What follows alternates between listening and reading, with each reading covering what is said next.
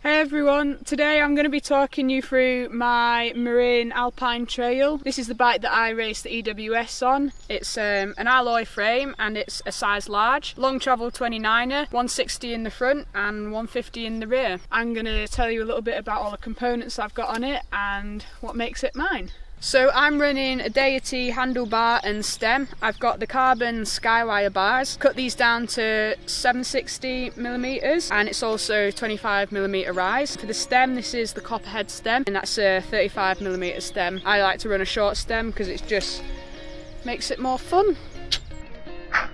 I'm sponsored by WTB and they've kitted me out with grips, saddle, tyres and rims. These are just their standard waffle grips.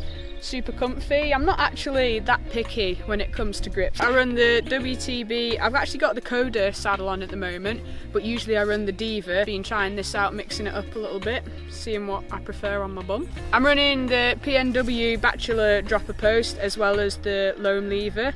Super nice lever. Got this nice little bit of grippy rubber on it, so it's really easy to reach from when I'm holding my bars and just... I run WTB tyres. At the moment I've got the 2.5 Vigilante on the front and rear. That tends to be what I run throughout the season.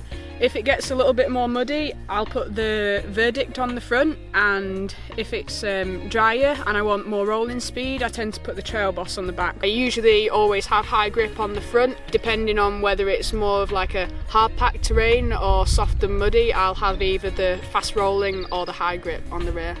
I always run the tough casing, both front and rear, just as a precaution. Like when we're racing all over the world, I find it much nicer to have that safety of having the slightly tougher sidewalls. It just reduces the chances of punctures, and a puncture is not what you want at an EWS. I run the WTB I-29 KOM rims, they're alloy. I prefer to run the alloy rims over carbon because if you take a big hit and you happen to dent a rim, you dent the rim as opposed to cracking it is what happens to carbon, and then you can actually carry on riding it and racing it. Okay, so I've also blinged out my bike with Hope components. Super lucky to have Hope as a sponsor. I love it how the blue matches the blue because that makes me happy. I run the Hope E4 brakes with a 203 rotor on the front and a 180 rotor in the rear. What I really like about these Hope brakes is the adjustments that are on them. They've got a bite point adjustment and a reach adjustment. I run the Hope Pro 4 hubs. Got the new Hope Evo crank set.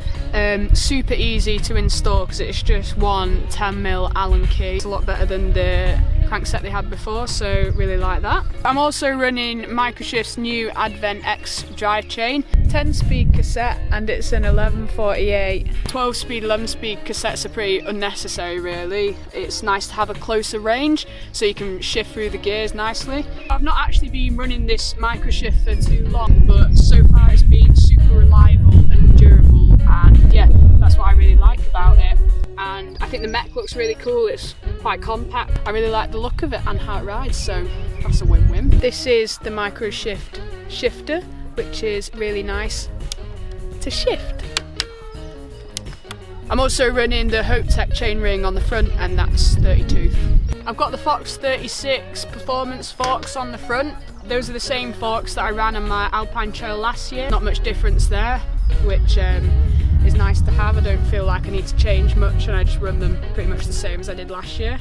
New for me this year is the coil. I've got this Marzocchi Bomber coil on. Never ran a coil actually before, so I'm still learning a lot about it. It's a 325 pound weight spring and that's all I know about it. I'm running the Crank Brothers Mallet DH pedals. I prefer to run these over the Mallet Enduro pedals because they've just got a slightly wider platform and it's a lot easier when if you're like halfway down a stage and you unclip, and then you can just get your foot back on and you've still got that platform to put your foot on even if you don't clip in straight away. We've got the custom Gowaan mud hugger. Ooh. Ooh. I asked you guys on Instagram if you had any questions about my bike, and I'm going to answer a few of them now. How many knobs are there on my tyres? I don't count them. Why don't you run factory 36s instead of elites? Because Fox don't sponsor me, so I just run what comes on the bike. Do you change tyre pressures with the seasons or run the same all year round? So my go-to tyre pressure tends to be about between 20 and 22 on the front and between 24 and 26 on the back, and it depends on what the terrain is like at the races. If it's muddier, I'm going to run softer tyre pressures to get the most out of the tyres and get more grip, and if it's rockier, more risk of puncturing, I'm going to run higher pressures, especially in the rear. And it's the same for if hard pack and fast rolling, I'm going to run a higher pressure as well. How do you set up your brake height and bite point? So my brake height, first of all, I kind of run them somewhere in between steep and flat. Like, a lot of people have them a lot flatter, but then some people have them steeper. But I find this is just like the perfect angle for me. Basically how I do it is when I'm standing in my ready position, as you call it, on the bike, I want to have my wrists and arms in line with the level of the brakes, but then I'll adjust that slightly for when you're riding down steeper terrain, because if you're more leant off the back of your bike, that's why we run slightly flatter angle, basically, so that you're getting the most stability out of holding onto your bars where your arm's in line with your wrist and your brakes, basically. For the bite point on my brakes, I like to run my brakes, I don't know whether this is a little bit picky, but basically when I pull the lever, I like the lever to be parallel with the bars, and that's where the bite point is. I hope I've got these really cool adjustment features so I can change the bite point and the reach at the same time, and that's super helpful as well. Quite a few people have asked about the brakes, actually. Honest opinion on Hope brakes and whatnot. So I've been running these Hope brakes for 2 or 3 years now, and honestly they're like super reliable. I think they require a little bit more maintenance, but once you get them good, they're so good. I've never had any issues with them, never had any sort of brake fade, even on 20-minute EWS stages. That's exactly what you want from a brake, really. So yeah, that's a quick bike check on my EWS race bike, Marin Alpine Trail. If there's anything I've missed out or anything you want to know, just leave a comment below and I'll get back to you.